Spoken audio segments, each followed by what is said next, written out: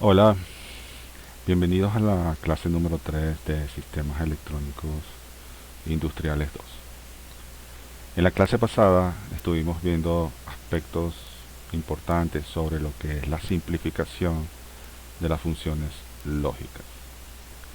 Estudiamos una serie de teoremas de una sola variable, de variables múltiples, y vimos también los teoremas de De Morgan. Todo ello con propósito de poder hacer la simplificación de una función digital. Hoy vamos a ver la técnica de suma de productos, la simplificación de funciones lógicas, el diseño de circuitos lógicos combinacionales y el uso de los mapas de Carnot. En la clase pasada pudimos obtener expresiones para las funciones lógicas a partir de operadores AND y operadores OR. Los operadores AND se interpretan en este mundo como productos y los operadores OR se interpretan como sumas, de tal manera que la descripción de una función lógica va a venir dada por los productos de unas ciertas variables agrupados en formas de sumas. No son sumas y productos como lo interpretamos en la matemática, se entienden que es una manera de organizar estas variables que no son números sino son letras. Entonces eso nos permite de alguna manera representar el funcionamiento de una función lógica como tal. Una vez obtenida la función lógica deseada para ejercer una función en un circuito digital, generalmente es posible reducirla de una forma más simple que contenga menos términos y que nos permitan tener un circuito real de dimensiones más pequeñas. Una vez obtenida esa expresión equivalente, debe realizar las mismas funciones que el original. Es decir, al mismo valor de la entrada debe producir la misma salida, solamente que su aspecto debe ser más sencillo. Para ello aplicamos los teoremas de Boole y de Morgan que vimos en la clase pasada, si queremos hacer una reducción significativa del circuito.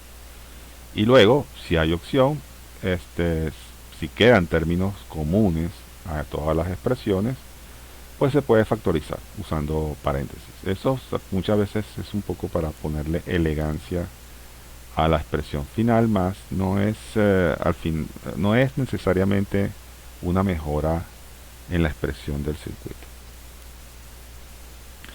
Por ejemplo, acá tenemos un circuito que tiene tres entradas o tres variables de entrada y una salida z. Podemos observar que hay 2, 4, 6, 7 compuertas lógicas que permiten generar esa función z que está a la salida. Entonces, bueno, queremos ver si ese circuito se puede simplificar de alguna manera que a simple vista es imposible de saber. Para ello utilizamos los recursos vistos en la clase pasada. Por ejemplo, a la expresión de la línea 1 puedo aplicar el teorema de De Morgan, que es el teorema 17. Al negado de un producto es la suma de los negados. Entonces me queda el negado de A negado y C es la suma de A doble negado o C doble negado. Por el teorema de doble negación, el doble negado de A es A y el doble negado de C es C. Disuelvo el paréntesis y luego empezamos a aplicar los distintos teoremas que puedo. En este caso, en el segundo término, hay A, B negado y A. Entonces, de acuerdo a lo que vimos en la clase pasada, A y A es A. Entonces nos queda ya una reducción. Luego, factorizo dos términos donde está el factor común es A y C y me queda B o B negado. B o B negado, de acuerdo a lo que vimos en la clase pasada, es B, es 1, perdón, es 1. Y se eliminan esos dos términos, porque si B o B negado están presentes, por supuesto que siempre será 1 de cualquier manera. Y luego de eso, factorizo, ya que el término común es A, pues me queda A y C o B negado. Si interpreto eso como un circuito, entonces observamos que ahora puedo generarlo usando nada más 3 compuertas, tal como se muestra en pantalla. Es decir, de este circuito que está allí, pasamos a obtener este circuito que está allí. Y eso es de vital importancia en electrónica, porque cuando se hace así, se reduce espacio en las tarjetas digitales que se construyen y de muchas se van a los costos de producción. Es decir, hay una serie de ventajas enormes en el uso de la simplificación de las funciones lógicas. Una manera de hacer los circuitos es básicamente establecer un deseo. Es decir, imaginen que un cliente dice, bueno, yo quiero un circuito lógico que tenga 3 entradas cuya salida sea 1 o alto cuando la mayoría de sus entradas estén en nivel alto. Alto es un 1. La expresión alta o baja es muy propia de este mundo digital también, porque es un poco la expresión en castellano de lo que se habla en inglés. Entenderán que muchas de las expresiones que se usan en electrónica tienen que ver con términos en inglés, que a lo mejor la traducción al español no es la más agradable. Entonces, para hacerlo, bueno, ¿y qué se interpreta de esta descripción verbal de lo que se quiere hacer en la función? Bueno, que si tienes 3 entradas, cuando haya mayoría de entradas en uno, el nivel de salida es 1. Bueno, si son 3, 2 de ellas al menos deben ser 1 para que la variable de salida sea 1. Eso es lo que yo debo tratar de entender. Es decir, el análisis de lo que se está exponiendo que se quiere que haga el circuito. Entonces, si lo colocamos en pasos sistemáticamente, la, deberíamos tener 5 pasos. Construyo la tabla de la verdad. La tabla de la verdad es súper importante porque refleja de manera clara qué es lo que debe hacer la función, tal como lo vimos en la clase pasada. Luego encuentro la expresión para cada término que esté en alto o en 1. Luego escribo la función lógica que se genera de todos esos estados de 1 que yo encuentro en la tabla de la verdad. La simplifico, la expresión lógica la simplifico. La expresión lógica de suma de producto la simplifico usando los teoremas. Y finalmente dibujo el circuito que la va a ejecutar. Entonces, paso 1, construyo la tabla de la verdad. Para construir la tabla de la verdad hay que ser muy preciso. O sea, no es de cualquier manera que esto se hace. Si yo tengo 3 variables de entrada, las organizo en columnas, donde 3 variables de entrada van a tener al final 8 valores distintos posibles. Y los coloco de su menor valor a su valor más alto. Entonces empezamos una especie de un conteo secuencial desde 000 hasta 111, donde el 000 representa mi valor 0 decimal y el 111 representa mi valor 7 decimal. Todo tiene un porqué dentro de este mundo y hay que ser en eso muy claro para no cometer errores, porque puede ser que si uno no hace esto de una manera ordenada termine obteniendo algo distinto a lo que se deseaba.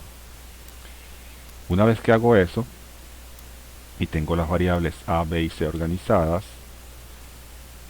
voy a colocar un 1 de acuerdo a la expresión deseada de la que debe hacer el circuito. Es decir, cuando la mayoría de las entradas estén en 1, X debe valer 1. Vemos el caso de 0, 1, 1, B vale 1, C vale 1, por lo tanto la mayoría es 1, por lo tanto entonces X va a valer 1. Así va a pasar con el 1, 0, 1, donde A y C son 1, va a producir un 1. Así va a ocurrir con el 1, 1, 0, porque A y B son 1, por lo tanto X va a valer 1. Y obviamente cuando las tres son uno, pues no solamente es clara mayoría, es la totalidad de ellas vale uno, por lo tanto la función va a valer uno. Eso genera esos cuatro productos que ustedes ven en pantalla: A negado BC, AB negado C, ABC negado y ABC. Luego que tenemos la expresión para cada uno, organizamos la función en, en suma de productos, ¿ok? Como está allí expresado. Y procedo a simplificar la expresión. En este mundo siempre hay trucos que uno puede aplicar, porque eso depende un poco ya de la experiencia que se tenga simplificando. En este caso, que tenemos solamente cuatro productos, nosotros podemos agregar términos que efectivamente no cambian la naturaleza de la expresión digital y permite como que una agrupación más clara de las cosas. Entonces, por ejemplo, en el último término A, B, C, yo puedo agregar dos más. Sabemos que A o A es siempre A. Entonces, puedo agregar dos términos A, B, C que no afectan, porque al final todo eso no va a afectar. Me queda siempre A, B, C. Y entonces me permite, digamos, hacer un agrupamiento más claro de las cosas. Por ejemplo, BC. BC tiene con los términos agregados BC anegado o A. Y elimino una de las variables. Me da 1. Y así pasa con AC. Puedo hacer una agrupación con el término B negado o B de diferencia. Y de acuerdo a los teoremas vistos, B negado B pues, da 1. Y así pasa con C negado o C. De tal manera entonces que la expresión de arriba, donde había tres variables en cada una de ellas, al final es un gran OR de, de variables, de términos de dos variables nada más. Como lo ven ahí, BC o A y C o A y B. Por supuesto que si A es factor común ahí y puedo tener A por C más B, bueno, ok, eso es una manera de agruparlo, pero ya no se puede simplificar más. Simplemente es un poco de elegancia en la expresión final, pero no afecta el circuito. Y así, si lo dejan de esta manera, claramente está asociado con puertas utilizadas. Es un AND de B y C, es un AND de A y C y es un AND de A y B. Y todo eso pasado por una OR de tres entradas, que es lo que nos da aquí esta función. Rápidamente, podemos hacer un chequeo si eso cumple con lo que deseamos. Y decimos, X valdrá 1 de acuerdo a eso. Bueno, vamos a ver. X vale 1 cuando B y C estén en 1. Está bien, porque son 2 de 3. Y es 1 cuando A y C estén en 1, claro, porque son 2 de 3. Y cuando A y B estén en 1, también es verdad, cuando pues, obviamente hay mayoría clara allí. Y bueno, cuando las 3 pues estén en 1, obviamente va a ser así. Es decir, una inspección simplemente de la expresión de salida, efectivamente podemos pensar que lo que obtuvimos se corresponde con lo que se deseaba. Y sé que es un dibujo un poquito más sencillo de lo que podría ser originalmente lo que se deseaba. Entonces, bueno, eso es un poco los pasos formales que hay que hacer para un diseño de un circuito lógico. Se parte de una descripción, se crea la tabla de la verdad, se hallan los términos que están en uno, se genera la función suma de productos, de allí para abajo, usando los distintos teoremas o los recursos de lógica que uno puede utilizar, se pasa a hacer su simplificación y luego se verifica. Es decir, no lo estamos haciendo acá, pero formalmente, pero uno puede verificar si es verdad lo que uno desea que haga el circuito, lo está haciendo. Ahora, hay una manera gráfica de representar, de hacer el proceso de simplificación de funciones sin necesidad de apelar a los teoremas. Y esa es la técnica gráfica de los mapas de Carnot, donde se usa un arreglo en forma de cuadro de las variables negadas y sin negar.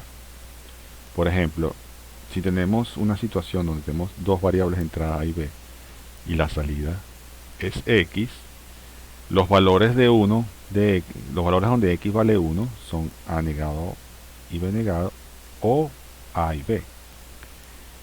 Entonces, si yo quiero representar esas dos variables en un cuadro, pongo en un lado B negado y B, que son los valores posibles de B, y del otro lado coloco A negado y A, que son los valores posibles de A. Y hago una intersección. ¿En qué punto ¿cuánto vale el término A negado, B negado? Bueno, busco la intersección de A negado y B negado y le coloco un 1. La intersección de A negado B, pero A negado B vale 0, entonces le coloco 0 a ese cuadro. Luego tengo A B negado. A B negado vale 0, de acuerdo a la tabla de la verdad, le coloco un 0. Y finalmente A y B, la intersección debe valer 1 porque de acuerdo a la tabla de la verdad vale 1. Y así represento ese es el mapa de Carnot de esa función. Esa tabla que ustedes ven allí hacia su derecha. Si yo quisiera representar una función de tres variables, por ejemplo, tal como la expresa la tabla de la verdad que está a la izquierda, tendría cuatro términos donde x vale 1.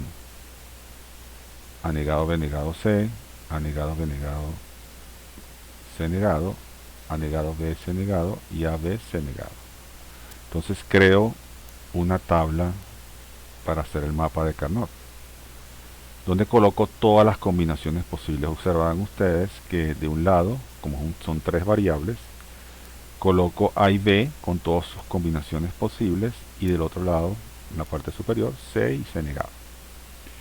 Importante, algo muy importante en este momento de esta representación de tres variables.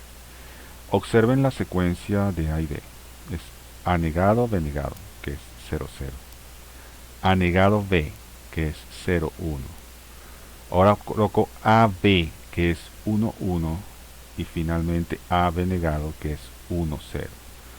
Aquí no se siguió el conteo lógico 0, 0, 0, 1, 1, 0, 1, 1. Para construir el mapa del Carnot con esas dos variables, debo seguir esta secuencia 0, 0, 0, 1, 1, 1 y 1, 0. Siempre van a seguir esa secuencia en esas dos variables. Luego que hacen eso, interpretan los unos correspondientes y los ceros correspondientes para cada combinación de las entradas y los van marcando. A negado, B negado, C negado vale 1. Después, A negado, B negado, C vale 1. A negado, B, C negado vale 1. Luego, el A, B, C negado vale 1. Los demás valen 0. Y así asigno los valores a cada uno de ellos. No es muy difícil, es cuestión de acostumbrarse a cómo representarlo, como esa tabla que ustedes ven. Esas mapas, no son mapas todavía, los mapas los vamos a ver ahora, pero por lo menos es la representación que requiere Carnot para hacer los mapas. Aquí un poco es otro ejemplo de representación de tres variables de entrada, ¿verdad? Donde tenemos A, B y C y los valores posibles de X. Noten ahora cuál es la diferencia con respecto a esta. Vean que en la esquina superior izquierda de la tabla de Carnot están las tres variables A, B y C, con una rayita que la separa. C puede tomar los valores 0 y 1 que están a la derecha de C, y A y B pueden tomar los valores 0, 0, 0, 1, 1, 1 y 1, 0 que están debajo de ellos. Eso equivale a lo que vimos anteriormente. 0, 0 es A negado B negado, 0, 1 es A negado B, 1, 1 es A y B, y 1, 0 es A B negado. Solamente que esto se representa como valores lógicos, lo cual está bien porque ayuda con la tabla de la verdad que está expuesta allí. Y así se colocan los valores representativos de eso. Esta es la mejor manera de hacerlo. Y tienen que tratar de mantener esta regla de trabajo. De eso entonces, si mantenemos ese uso de esta representación, pues obtenemos un cuadro de 3 variables como están ahí. Puede ser que parezca redundante lo que estoy explicando acá, pero es necesario para que eso quede totalmente claro, donde cada combinación de las entradas A, B y C en la tabla de Carnot va a tener su representación equivalente para cada grupo de productos.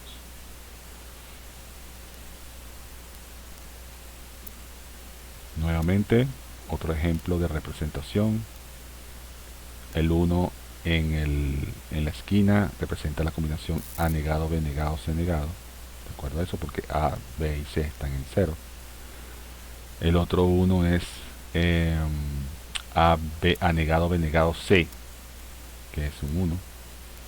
Luego viene el AB, C negado, que es otro 1. Y luego el AB negado, C negado.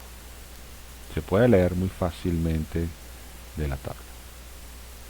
Es importante eso de leer. Aquí otro ejemplo.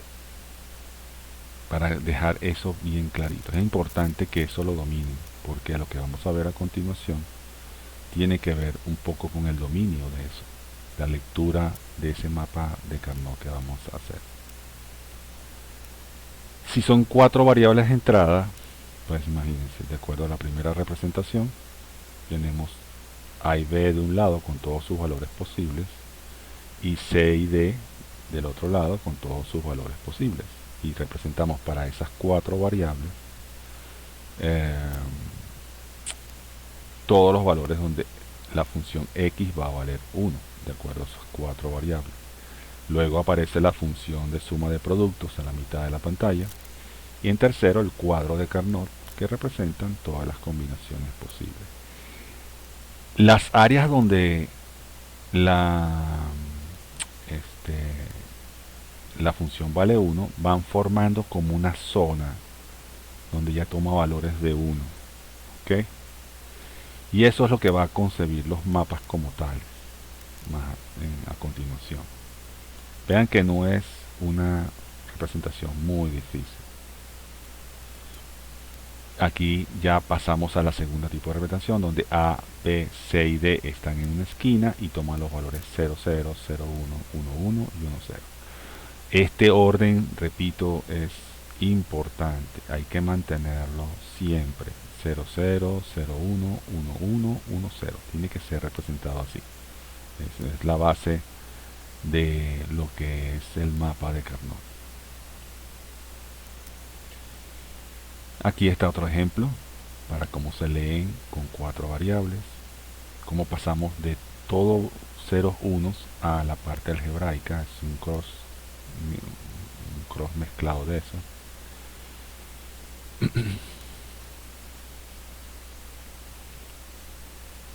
Y viene la parte de agrupamiento. Agrupamiento es cómo hacemos la combinación de los unos que están pegados unos con otros, que son adyacentes.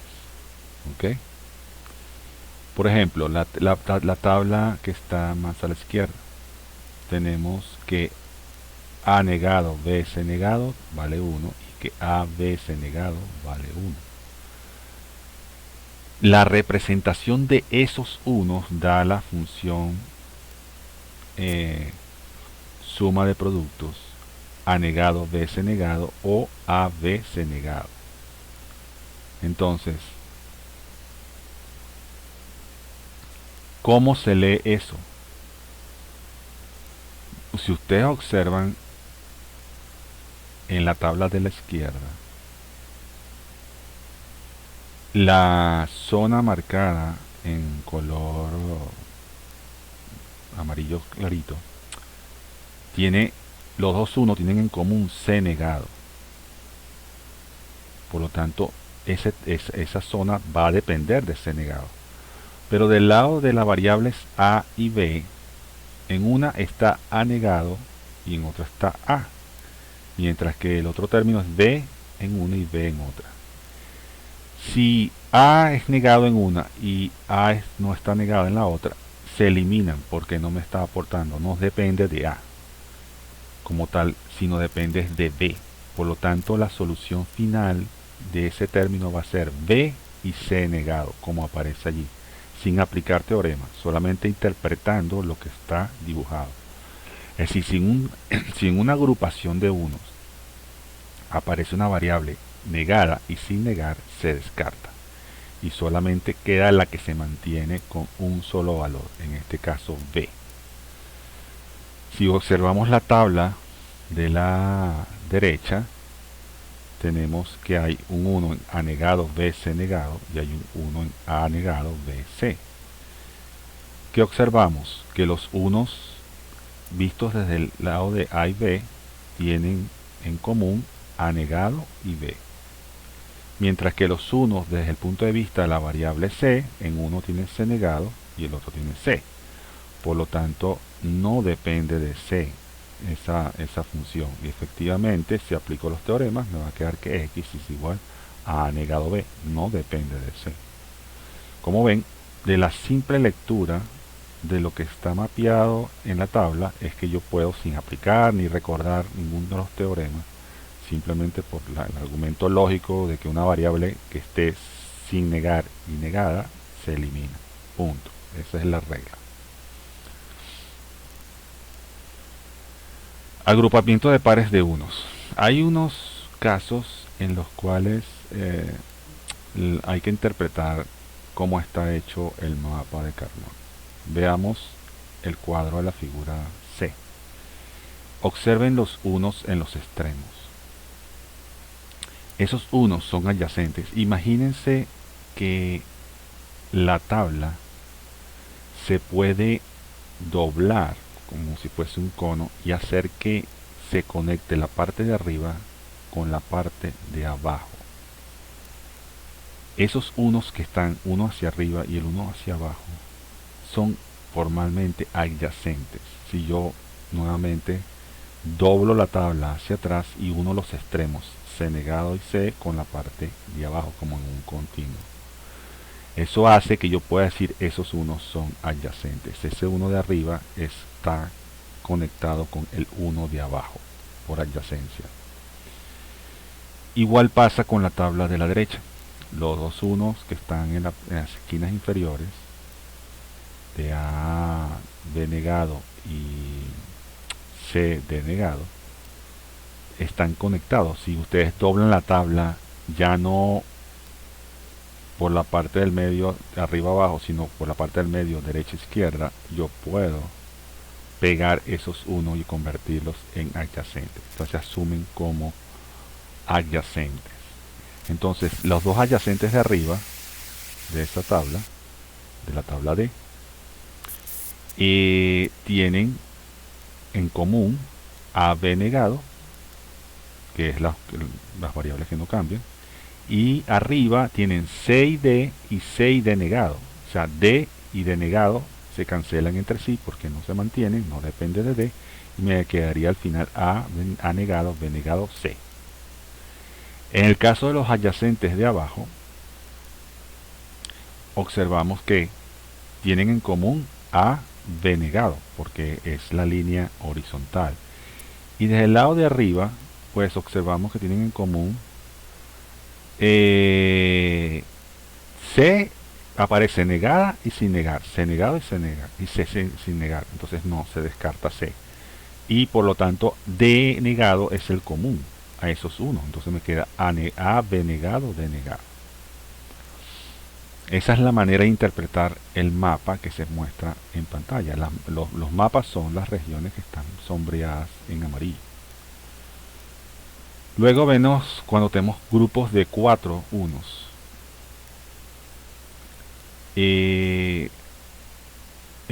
importante decir acá, y regreso un momento a la lámina atrás, que solamente pueden haber uniones horizontales o verticales. No puede haber diagonales. No existe la representación diagonal del mapa como tal. Por lo tanto, esa es la única posible. Lo cual nos lleva nuevamente a esto. Yo puedo hacer agrupamientos de 4 unos de acuerdo a estas referencias que están allá. Si son todas verticales, como es la tabla A que aparece allí, observen que todos los unos de esa columna dependen de C, mientras que del otro lado están todas las combinaciones posibles de A y B. Por lo tanto, no depende de A y B, depende solamente de C, que es el único constante. En la tabla B observamos la línea horizontal. Todos esos términos tienen en común A y B, mientras que de la parte de arriba, pues todas las combinaciones de C negado, D negado, C, D, pues, obviamente hacen que sea independiente de esos términos. Y me quede X igual a y B. Y los 4 unos que están allí en la tabla C tienen del lado de A y B, los unos tienen en común solo B, porque lo demás o es A negado o A, por lo tanto se cancela esa variable. Y desde el punto de vista de C y D, esos cuatro unos tienen en común D, porque C o C negado pues se cancelan, entonces quedan solamente B de un lado y D del otro. No he aplicado teoremas, y 4 unos allí quedan de una vez reducidos a esa expresión que ustedes ven allá. Es muy poderosa esta técnica, son cuando los circuitos son a este nivel básico. Adyacencias, cuando tenemos 4 variables, vean, en este caso, si yo trazo, por decir algo, una línea imaginaria en el diagonal, en el que divide la tabla en dos, yo podría pegar los 2 unos de mi izquierda, doblando la tabla por detrás, con los 2 unos de la derecha, una especie de tubo, y entonces conecto ambos de un lado. Esos son unos adyacentes. Esos unos adyacentes tienen en común desde el lado del punto de vista de A y B. A es común a ellos, mientras que B aparece negado y sin negar se cancela B. Y del lado de arriba tienen en común D negado, porque aparece C y C negado en ambos términos, por tanto se cancela C. Entonces al final me queda A y D negado. Los unos en las esquinas, bueno, los unos en las esquinas, que es una configuración muy particular, se puede interpretar de dos maneras. Si doblan la tabla usando una línea que aparezca en horizontal, como si fuese el eje X, y doblan los unos y los unos por arriba y por debajo, o si usan una línea que sea como el eje Y y doblan la tabla de izquierda a derecha, igual es el mismo resultado. Los 4 unos en las esquinas, que tienen en común desde el punto de vista de A y B, es solamente B negado, porque A aparece negada y sin negar, por tanto se cancela. Y desde el punto de vista de C y D, ¿qué tienen en común? Bueno, aparece D negado, ¿verdad? Que es común, pero C o C negado se cancela. Por lo tanto, todos esos pocos de unos se reducen a eso que ustedes ven allí, B negado, D negado. Otras formas posibles de agrupamiento son cuando hay 8 unos. O sea, estamos hablando de tablas de la verdad de 16 valores, ojo, ¿no? Entonces, tener tantos unos es factible. con todas las combinaciones posibles de A, B, C y D. Entonces ahí tenemos agrupaciones de 8 unos de esta forma, en forma horizontal. Tenemos 8 unos agrupados de manera vertical. Nuevamente, las variables que no se mantienen, que aparecen negadas y sin negar, se cancelan.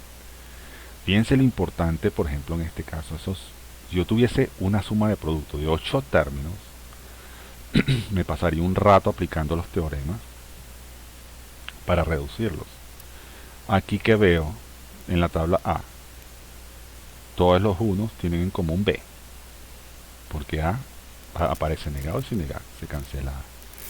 Y del lado de arriba, C y D combinan todos los valores posibles, por tanto no depende ni de C ni de D. Entonces básicamente queda en B. Todo eso da como resultado B, sin aplicar un solo teorema. Igual pasa en el otro caso, que me permite obtener el valor de C negado. Esto es una herramienta muy poderosa, gráficamente muy poderosa para utilizar. Aquí los unos adyacentes, como están ahí, aplicando la adyacencia en las esquinas, se procede de la misma forma, doblando la tabla de tal manera que se conecten por detrás de ella o por arriba y por debajo. Como ven, es una técnica muy poderosa y muy sencilla, simplemente hay que practicarla bastante para poder tener dominio de ella, pero es una que visualmente se detecta rápidamente cuál es la solución esperada de la función. Entonces, resumiendo, ese proceso de simplificación por mapas de Carnot, cuando aparece una variable en forma complementada, es decir, su variable positiva y negativa, o sea, no negada y negada, esa variable se elimina de la expresión automáticamente.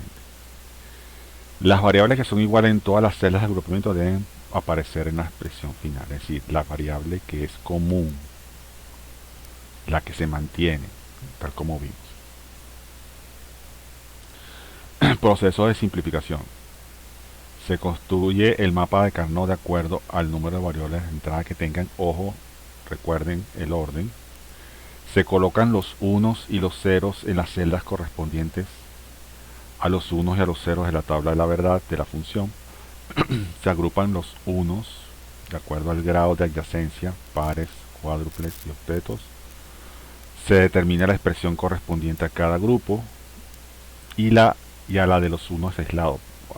Eso no lo representa acá, pero pueden quedar unos aislados, que solamente esté uno solito en todo el cuadro. Esa expresión nunca va a poder ser simplificada, va a depender de 4 variables, o de 3 variables, o de 2 variables. No se puede simplificar. Y la expresión final será la resultante de la suma de productos. Es decir, lo que dé es lo que es. De la suma de productos original, eso es lo que va a quedar al final. Ejemplo, por ejemplo, tenemos ahí ese cuadro. Tenemos ahí vamos a suponer que empezamos con los de 4. Agrupamos los de 4 y esos 4 tienen en común del otro lado de A y B, B. Y del lado de C y D, D. Entonces esos 4 representan B y D. Los dos unos que están adyacentes en la parte de abajo tienen en común la variable A y tienen en común la variable CD. Entonces es A, CD. Y el uno solo que está en la esquina no te puede pegar con nadie, ni adyacentes por arriba, ni adyacentes por debajo, ni adyacentes por los lados. Por lo tanto, este 1 es grande, es A negado, B negado, C denegado. O sea, no hay manera de simplificarlo, queda solito allí.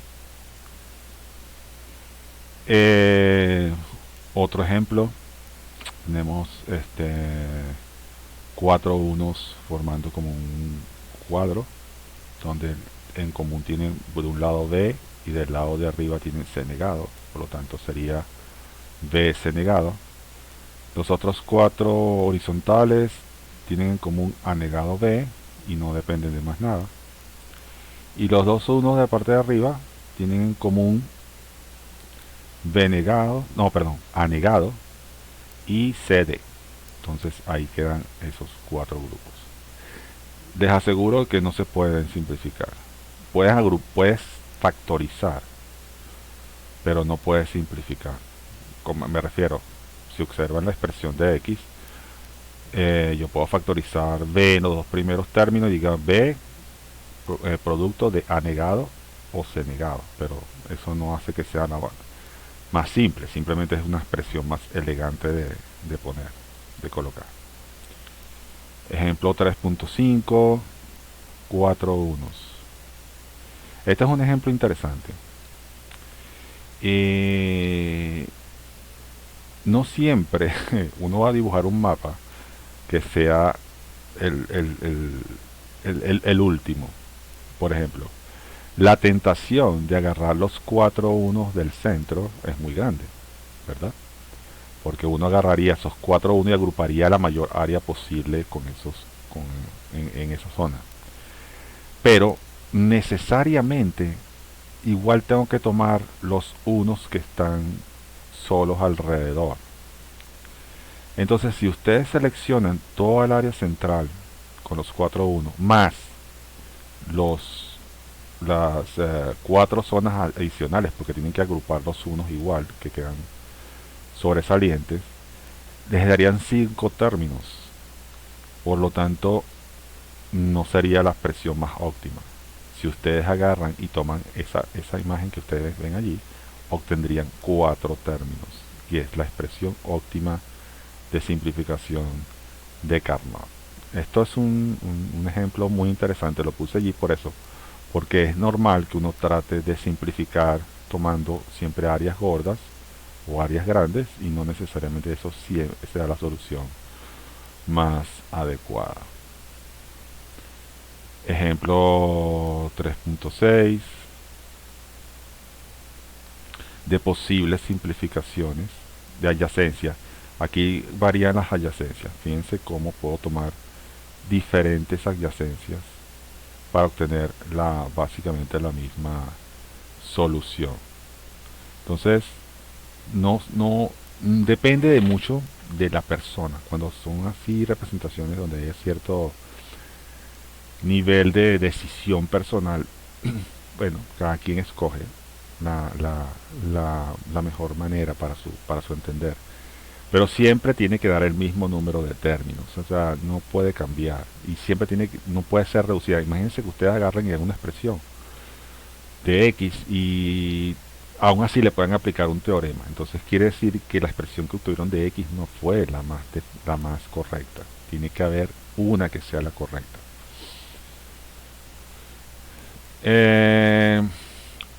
Hay algo aquí súper importante, la condición no importa. En inglés es don't care. La expresión don't care significa que cuando tú haces la descripción de lo que hace la función, hay cosas que primero pueden no ocurrir o que no requieren especificar si es 0 o 1. Es decir, no está especificado. Que puede ser que esa condición nunca se dé, nunca esa combinación de entradas produzca una salida en particular, porque nunca van a ocurrir esas entradas, o simplemente el que está solicitando el diseño no lo requiere especificar. Esos se llaman don't cares y se le ponen con un término X. Ahora, ese X es como un comodín. Yo lo puedo convertir en un 0 o lo puedo convertir en un 1 de acuerdo a mi conveniencia. ¿Por qué? Porque no afecta el final del resultado. Si observamos la tabla A, los valores de entrada A, B y C, 0, 1, 1 y 1, 0, 0, no están especificados. Se supone que nunca van a ocurrir, por lo tanto se le coloca el término don't care X.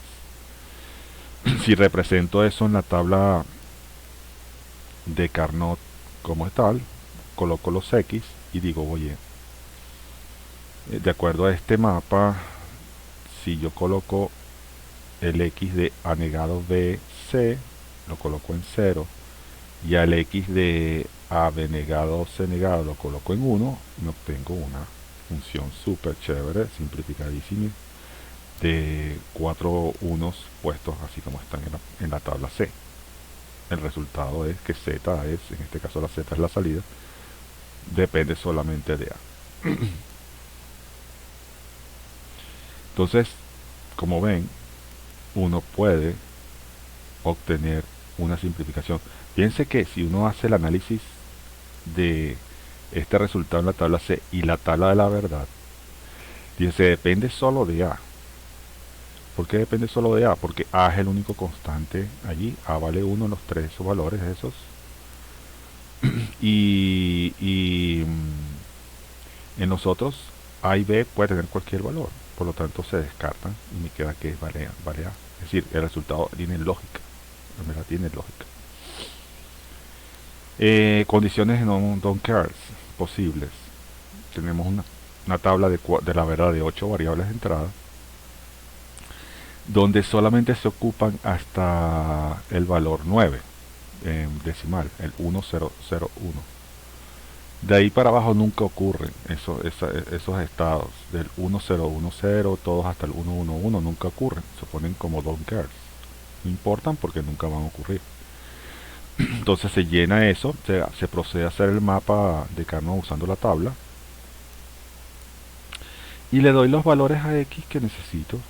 Entonces esos valores de X los coloco todos en 1 y fíjense la gran simplificación que se hace. Si no uso don't cares, me quedan una suma de dos términos grandes, A, B negado, C negado y A negado, B, C, D. Si uso los don't cares, me queda Y dependiendo de A y de B y C, que es considerablemente mucho más pequeño. Por lo tanto, el uso de los don't cares es un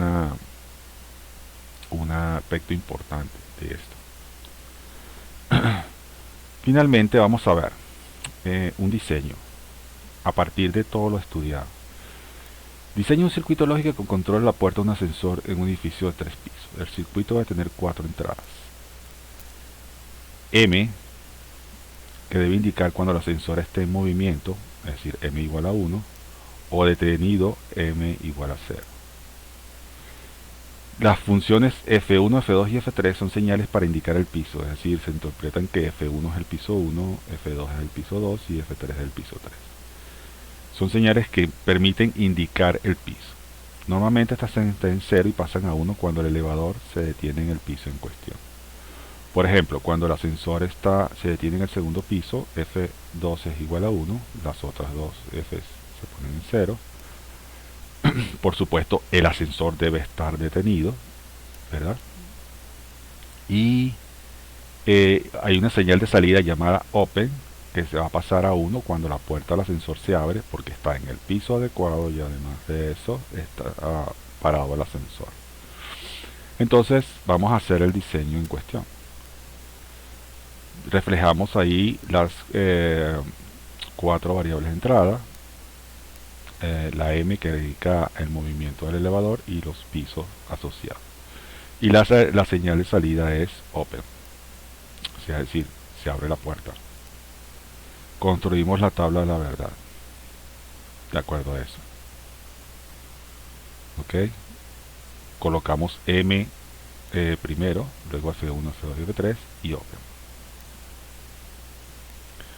Entonces aquí vamos a partir de la información que se tiene.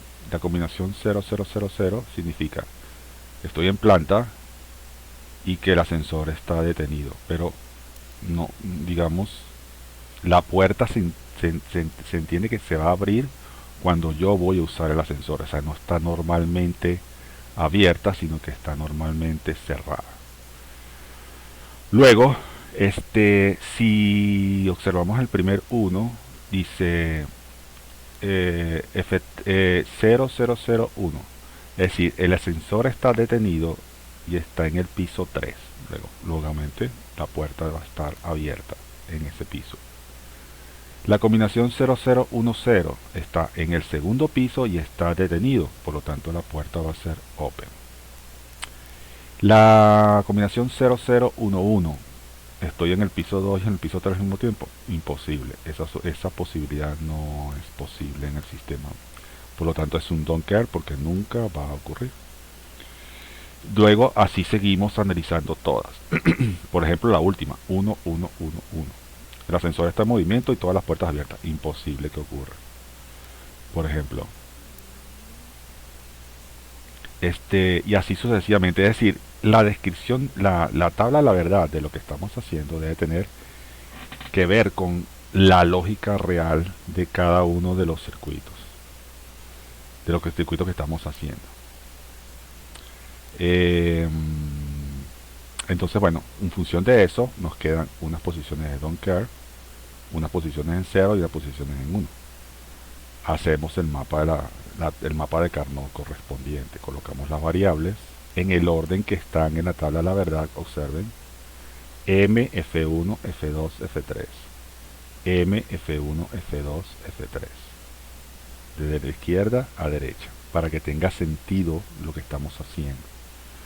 Colocamos primero todo como está en la tabla de la verdad, incluyendo los don't cares. Luego vemos nuestra conveniencia. Es decir, la conveniencia es en función de agrupar los unos que tenemos. ¿Cuál es la distribución de los don't care que favorece la agrupación o el agrupamiento, mejor dicho, de todos los unos? La segunda hilera, todas en 1, y las dos X que están ahí resultantes también en 1. Es decir, que nos quedan 3 zonas de 4. ¿Ok? M negado F1, que es la hilera horizontal, el primer rectángulo de unos que tienen común M negado y tienen común, no tienen común sino las variables F1, F2 y F3, y la última. Son 4 zonas que hay que representar. Entonces, al final, Open debería tener 3 términos: M negado, que es el común con F1, M negado que es el común con F2, y M negado, que es el común con F3. Si yo factorizo, me queda que Open es M negado, F1 o F2 o F3. ¿Tiene sentido este resultado? Bueno, sí. Para que esté la variable Open en 1, es decir, que el ascensor indique que la puerta está abierta, debe estar detenido, M negado, y estar en alguno de los 3 pisos posibles, F1, F2 y F3. Por lo tanto, el resultado es lógico. Bueno, con eso terminamos la clase número 3. Recuerden leer lo correspondiente en los libros de sistemas digitales, principios y aplicaciones de Ronald Toshi y Neil Whitmer, y de fundamentos de sistemas digitales de Thomas Floyd. Agradecido, nos vemos en la clase número 4.